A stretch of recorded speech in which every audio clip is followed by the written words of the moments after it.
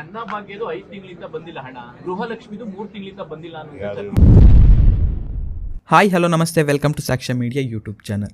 So ಇವಾಗ ಗೃಹಲಕ್ಷ್ಮಿ ಹಾಗೂ ಅನ್ನಭಾಗ್ಯ ಯೋಜನೆಯ ಬಗ್ಗೆ ಇದೀಗ DK ಶಿವಕುಮಾರ್ ರವರು ಹಾಗೂ ಮುಖ್ಯಮಂತ್ರಿ ಸಿದ್ದರಾಮಯ್ಯರವರು ಕೂಡ ಒಂದು ಸ್ಪಷ್ಟನೆಯೊಂದನ್ನು ನೀಡಿದ್ದಾರೆ.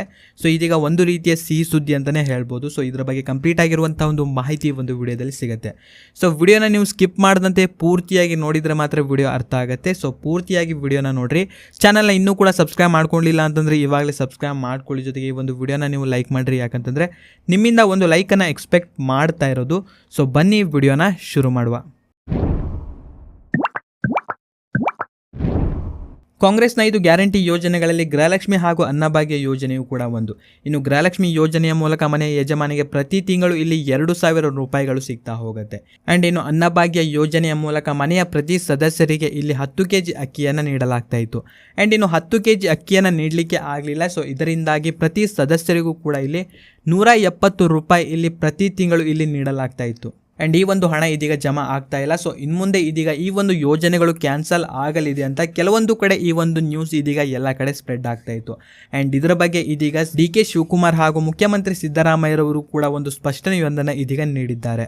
ಆ್ಯಂಡ್ ಇದರಿಂದಾಗಿ ಇದೀಗ ಗೃಹಲಕ್ಷ್ಮಿ ಯೋಜನೆಯ ಫಲಾನುಭವಿಗಳಿಗೆ ಒಂದು ಗುಡ್ ನ್ಯೂಸ್ ಅಂತಲೇ ಇಲ್ಲಿ ಹೇಳ್ಬೋದು. ಸೊ ಮೊದಲೇದಾಗಿ ಇದೀಗ DK ಶಿವಕುಮಾರ್ ಅವರು ಏನೇನು ಹೇಳಿದ್ದಾರೆ ಎಂಬುದನ್ನು ಇದೀಗ ನೋಡ್ತಾ ಹೋದರೆ, ನಾವು ಕೊಟ್ಟ ಮಾತಿನಂತೆ ಕಾರ್ಯನಿರ್ವಹಿಸುತ್ತಿದ್ದೇವೆ. ಎಲ್ಲ 5 ಗ್ಯಾರಂಟಿ ಯೋಜನೆಗಳು ನಿರಂತರವಾಗಿ ನಾವು ಮುಂದುವರಿಸುತ್ತಿದ್ದೇವೆ.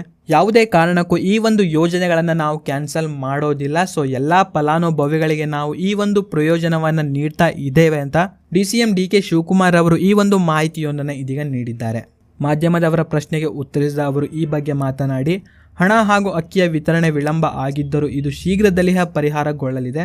ನಾವು ಜನರ ಭರವಸೆಯೊಂದಿಗೆ ಕಾರ್ಯನಿರ್ವಹಿಸುತ್ತಿದ್ದೇವೆ ಎಂದು ಇದೀಗ DK ಶಿವಕುಮಾರ್ ಅವರು ಈ ಒಂದು ಮಾಹಿತಿಯನ್ನು ಇದೀಗ ನೀಡಿದ್ದಾರೆ. ಇನ್ನು ಈ ಬಗ್ಗೆ CM ಸಿದ್ದರಾಮಯ್ಯರವರು ಕೂಡ ಮಾತನಾಡಿದ್ದು, ಯೋಜನೆಗಳ ಬಾಕಿ ಹಣ ಕೂಡಲೇ ಬಿಡುಗಡೆಯಾಗಲಿದೆ ಅಂತ ಒಂದು ಮಾತನ್ನು ಕೂಡ ಅವರು ಹೇಳಲಾಗಿದೆ. ಅಲ್ಲದೆ ಇದೀಗ ಯೋಜನೆಗಳ ಸ್ಥಗಿತವಾಗಲಿದೆ ಅಂತಹ ಒಂದು ವದಂತಿ ಇದೀಗ ಎಲ್ಲ ಕಡೆ ಕೇಳಿ ಬರ್ತಾ ಇದೆ. ಸೊ ಅವುಗಳೆಲ್ಲವೂ ಕೂಡ ಸುಳ್ಳು ಸುದ್ದಿಯಾಗಿರುತ್ತದೆ. ಸೊ ಕೂಡಲೇ ನಾವು ಈ ಒಂದು ಹಣವನ್ನು ಬಿಡುಗಡೆ ಮಾಡ್ತೇವೆ ಹಾಗೂ ಯಾವುದೇ ಕಾರಣಕ್ಕೂ ಈ ಒಂದು ಯೋಜನೆಗಳನ್ನು ನಾವು ಕ್ಯಾನ್ಸಲ್ ಮಾಡೋದಿಲ್ಲ ಅಂತ ಇದೀಗ CM ಸಿದ್ದರಾಮಯ್ಯರವರು ಕೂಡ ಈ ಒಂದು ಮಾಹಿತಿಯೊಂದನ್ನು ಇದೀಗ ನೀಡಿದ್ದಾರೆ. ಸೊ ಇವಾಗ ಗೃಹಲಕ್ಷ್ಮಿ ಹಾಗೂ ಅನ್ನಭಾಗ್ಯ ಯೋಜನೆಯ ಫಲಾನುಭವಿಗಳು ಸೊ ಯಾರೂ ಕೂಡ ಇಲ್ಲಿ ವರಿಪಡುವಂಥ ಒಂದು ಅವಶ್ಯಕತೆ ಇರೋದಿಲ್ಲ.